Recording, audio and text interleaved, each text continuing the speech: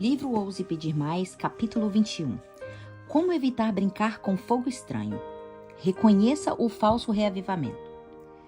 Enquanto dirigia por uma pequena cidade interiorana, na região de Montes Ozark, vi uma placa com letras grandes dizendo: Reavivamento acontecendo agora.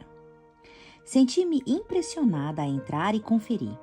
Então, virei o carro em direção ao estacionamento da igreja e me uni ao grupo que se dirigia a ela. Eu já devia saber, desde o momento em que entrei por aquela porta, que aquele não seria um culto comum de reavivamento, se é que os cultos de reavivamentos conseguem ser comuns. A música estava extremamente alta.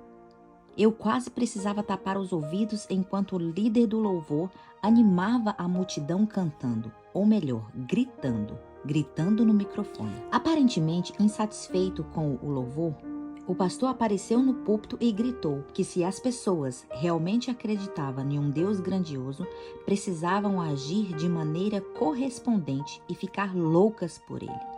Em consequência, todos começaram a balançar os braços, a dançar enquanto cantavam. Alguns até pulavam para cima e para baixo. O tumulto no ambiente cresceu até ficar difícil de entender a letra da música que estavam cantando. No entanto, consegui desvendar um verso muito relevador da letra. O céu é real, a morte é mentira. O céu é real, a morte é mentira. Para mim, isso soa muito familiar, semelhante a algo que a serpente contou a Eva há cerca de 1000 anos atrás. Gênesis 3:4.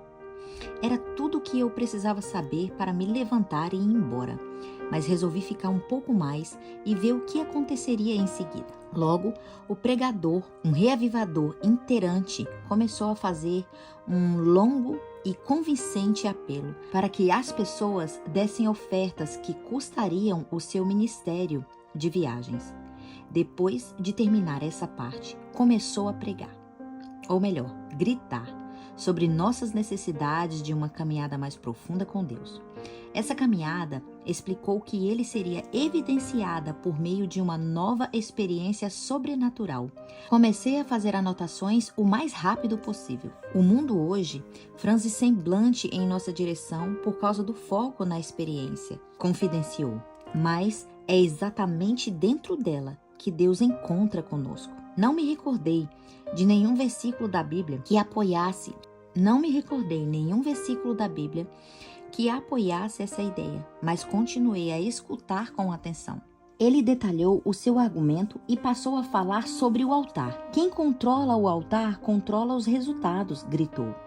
Que verdadeiro, pensei. Mas existe mais de um altar. O diabo também tem um altar. A qual altar estamos nos referindo? O pregador continuou. Vocês sabem por que é tão importante controlarmos o altar? Porque se o fizermos, todo o estado de Arkansas será abalado. É isso que acontece quando o altar esquenta. Pessoal, chegou a hora de virmos em frente e tomarmos posse do altar. Ele falava com um tom cada vez mais agudo e começava a suar. As pessoas erguiam as mãos, concordando, e ouvia alguém atrás de mim falar em línguas. Gente, vocês estão sedentos por Jesus ou não? Precisamos parar de falar sobre fogo e experimentar fogo. Esqueça aqueles que estão assentados ao seu lado. Esqueça os protocolos sociais. Se você quer ter uma experiência sobrenatural, se quer ver um milagre, precisa se levantar e controlar o altar. Acho que essa foi uma forma de fazer um convite ao altar, pois as pessoas começaram a pular de seus lugares e a correr até a frente com os braços no ar. Logo ficou difícil de ouvir o pregador e todo o barulho de fala, línguas, choros e todos os gritos naquele local. Apesar do apelo intenso do pregador, alguns de nós na congregação permanecemos impassíveis. Por causa disso, ele começou a suar ainda mais, e a sua voz ganhou mais intensidade e volume. Não sei mais o que dizer. Ele gritou todo consternado, parecendo olhar diretamente para mim. Você quer o fogo ou não quer?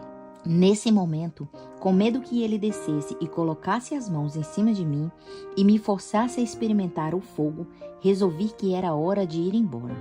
Enquanto voltava para casa, a minha mente não parava de pensar nos acontecimentos daquele culto de reavivamento. De um lado, eu queria ser um ratinho de um canto para ver como tudo ia terminar. Em contrapartida, provavelmente tenha sido melhor ter saído mesmo. As coisas estavam começando a ficar malucas.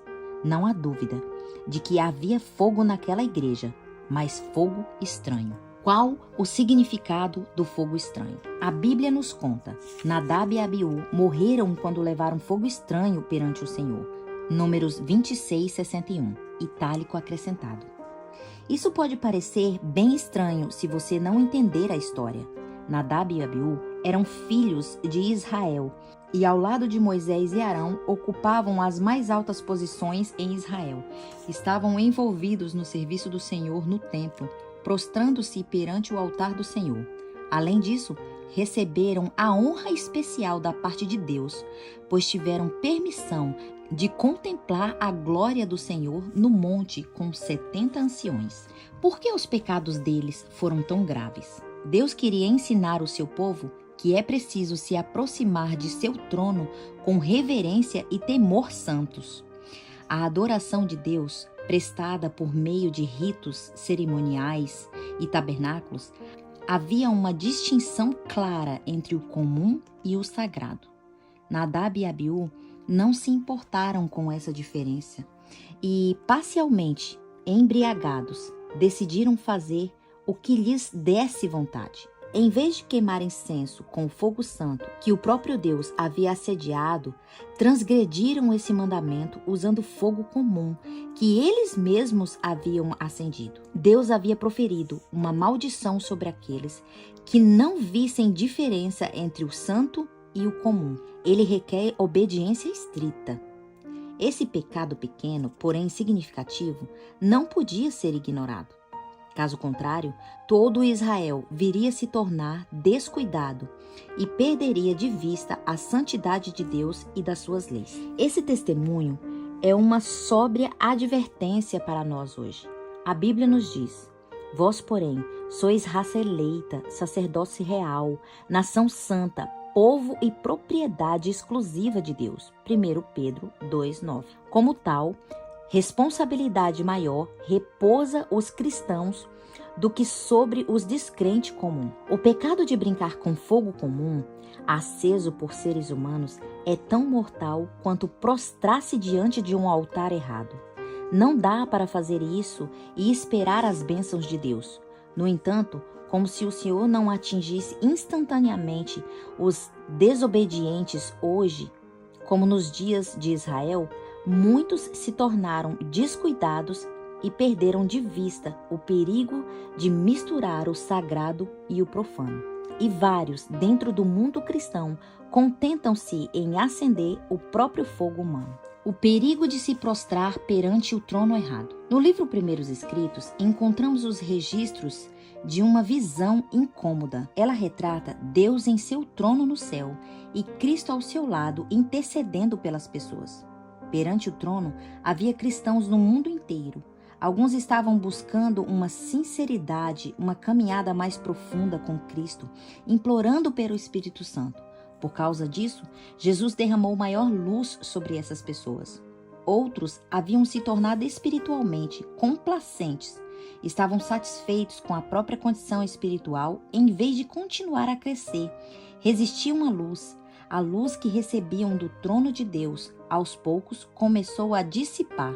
E, infelizmente, elas nem perceberam que estavam andando na escuridão. O mais incômodo nessa visão é o que acontece em seguida. Quando Deus e o seu Filho Jesus saíram do lugar santo e foram para o Santíssimo, somente os cristãos verdadeiros que estavam afligindo a alma em busca de uma caminhada mais profunda com Deus, os viram mudar de lugar e os seguiram. Satanás veio sem ser notado e se pôs em pé ao lado do primeiro trono, ocultando a sua verdadeira identidade. Passou a agir como se estivesse dando continuidade à obra divina, mas era uma obra falsa. Ellen White escreveu: viu os cristãos enganados, ergueu os olhos para o trono e orar: Pai, dai-nos o teu espírito. Satanás inspirava-lhes a uma influência má. Nela havia luz e muito poder, mas não suave amor, alegria e paz. O objetivo de Satanás era mantê-los enganados e atrair de novo a enganar os filhos de Deus. Por muitas gerações, os cristãos viveram a experiência de um lugar santo, lendo a palavra, orando, testemunhando da fé. Isso era adequado. Agora, no tempo do fim, Deus nos promete mais. Ele pede que nos movamos para a experiência no lugar santíssimo, a experiência do dia da expiação. Em Levíticos, temos um vislumbre do que significa experiência do dia da expiação. Disse mais o Senhor a Moisés: mas aos 10 desse mês 7º será o dia da expiação. Tereis santa convocação e afligireis a vossa alma. Trareis ofertas queimadas ao Senhor. Nesse mesmo dia, nenhuma obra fareis, porque é dia da expiação, para fazer expiação por vós perante o Senhor vosso Deus. Porque toda alma que nesse dia não se afligir será eliminada de seu povo. Levítico 23, 26 a 29. Era no dia da expiação que o santuário era purificado. Isso acontecia uma vez por ano nos tempos do Antigo Testamento. Nós, adventistas, cremos, com base na Bíblia, que estamos vivendo o verdadeiro dia da expiação celestial antes da purificação da terra, nosso mundo. Isso quer dizer que necessitamos afligir a alma, ou seja, sondar o coração como nunca antes, para ter a certeza de que todos os pecados foram confessados. Também quer dizer que precisamos viver de acordo com a luz que Deus nos concedeu para a sua palavra. João 14:15, 1 João 5, 2 e 3. Não a fim de ser salvos, pois nunca seremos salvos por meio de uma vida justa, mas para nos preparar para a vida do céu. É essa experiência que nos deixa prontos para receber a chuva serôdia. É por isso que devemos nos alarmar tanto com o movimento de reavivamento falso. É por isso que devemos nos alarmar tanto com o movimento de reavivamento falso que se alastra pelo cristianismo hoje. Além da filosofia pós-moderna de qualquer coisa serve, embalar os cristãos até o sono com a falsa segurança de salvação, ela leva os cristãos a se contentarem com uma obra superficial. Isso, por uma vez, conduz à adoração do trono errado, o trono de Satanás, na qual cristãos imaginam estar adorando a Deus. Em consequência, quando Cristo voltar a fim de levar os seus filhos para o lar, muitos estarão preparados para recebê-lo, assim como as virgens nécias. Oro para que nenhum de nós faça parte desse grupo. O reavivamento da primitiva piedade. No tempo do fim, somos ensinados que haverá um reavivamento da primitiva piedade. Creio que estamos começando a ver esse reavivamento acontecer à medida que tanto os jovens quanto os adultos do mundo inteiro estão sendo espiritualmente reavivados pelo poder da palavra de Deus e da oração. Cheios do Espírito Santo e de grande alegria, sentindo-se impulsionados a buscar de piedade primitiva, rara nesses dias, eles permanecem firmes, assim como Daniel e os seus 3 amigos na corte de Babilônia, dizendo: não vamos nos contaminar com uma porção da comida do rei, nem com o vinho que ele bebe. Recusaremos as seduções do mundo e serviremos somente a Deus. Graças a um compromisso mais profundo com Deus, muitos estão se entregando a sua própria vida em serviço sacrificial a fim de ver a obra do Senhor avançar. E é isso que está acontecendo. A inspiração nos diz: antes dos juízos finais de Deus caírem sobre a terra, haverá entre o povo do Senhor tal avivamento da primitiva piedade como não fora testemunhado desde os tempos apostólicos. O Espírito e o poder de Deus serão derramados sobre os seus filhos. Naquele tempo, muitos se separarão das igrejas em que o amor deste mundo suplantou o amor de Deus e a sua palavra. Muitos, tanto os pastores como leigos, aceitarão alegremente as grandes verdades que Deus providenciou fossem proclamadas no tempo presente, a fim de preparar um povo para a segunda vinda do Senhor. O inimigo das almas deseja estorvar esta obra, e antes que chegue o tempo para tal movimento, esforçar-se-á para impedi-lo, introduzindo uma contrafação. Satanás está trabalhando em uma contrafação. Considerando que ela já teve cerca de 6.000 anos para planejar, qual você acha que é a qualidade dessa contrafação? É até assustador de se pensar. Como podemos experimentar o reavivamento da primitiva piedade e evitar a falsificação de Satanás? Falarei sobre isso com maior profundidade nos capítulos que se seguem. Por enquanto, a inspiração nos diz: é somente à medida que se restabeleça a lei de Deus e a sua posição exata que poderá haver reavivamento da primitiva fé e piedade entre o seu povo professo. Isso diz respeito à restauração da verdade, não a sua ou a minha verdade, mas a verdade de Deus. Essa realidade é significativa, porque o adventismo foi fundado com a premissa de que o Senhor está nos chamando para nos movermos até a experiência do lugar santíssimo, enquanto nos prepararmos para observar o retorno de Cristo. Assim, em vez de desconsiderar as verdades de sua palavra e tentar nos encaixar no cristianismo pós-moderno, devemos proclamar com ousadia as verdades bíblicas. E, em especial, compartilhar as 3 mensagens angélicas de Apocalipse 14, que Deus nos deu para estes últimos dias. À medida que o nosso conhecimento das verdades bíblicas centrais cresce, podemos nos sentir sobrecarregados por aquilo que o Senhor nos chama a fazer. Por esse motivo, é possível sentir tentação e adiar obediência e entregas completas, mas isso é perigoso. Ao falar especificamente para os pastores, Ellen White escreveu: muitos correm o maior perigo de falhar em se aperfeiçoar a santidade no temor do Senhor. Correm perigo porque, embora preguem a verdade da palavra de Deus, se não se permitirem que ela entre no próprio coração, acabarão do lado de fora. A vida eterna lhe passará de largo. É claro que esse não é um problema restrito aos pastores.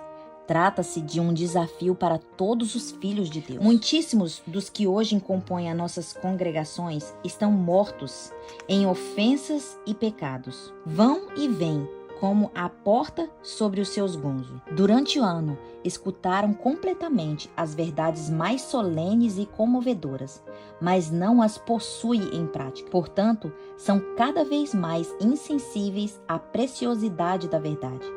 Embora professam piedade, negam-lhes o poder. Se continuarem nesse estado, Deus a repudiará. Estão se incapacitando para ser membros de sua família. Queridos amigos, as verdades bíblicas não são relativas. Não interessa aquilo que pensamos ou sentimos ser correto. O importante é o que Deus diz ser correto. Quer na função de ministro ou do evangelho, ou da mãe que fica na casa cuidando dos seus filhos, ou de qualquer outra em meio desses aspectos. Não menosprezamos aquilo que Deus nos deixou em sua palavra. Em vez disso, precisamos nos lembrar que estamos no dia final da expiação e devemos nos preparar para o encontro com o nosso Senhor. Enquanto continuarmos a buscá-lo com o coração de entrega, dispostos a segui-lo por todo o caminho, ele continuará a se revelar a nós por meio de sua palavra e nos levar a um relacionamento cada vez mais profundo com ele. No fim, será dito ao nosso respeito: aqui está a perseverança dos santos e os que guardaram os mandamentos de Deus e a fé em Jesus. Apocalipse 14, 12. Então, prosseguimos com a mão ligada à dele. Enquanto suplicarmos por seu fogo santo, é desse fogo santo que necessitamos desesperadamente hoje. Ele quer que o peçamos. É desejo de Deus que ousemos pedir mais.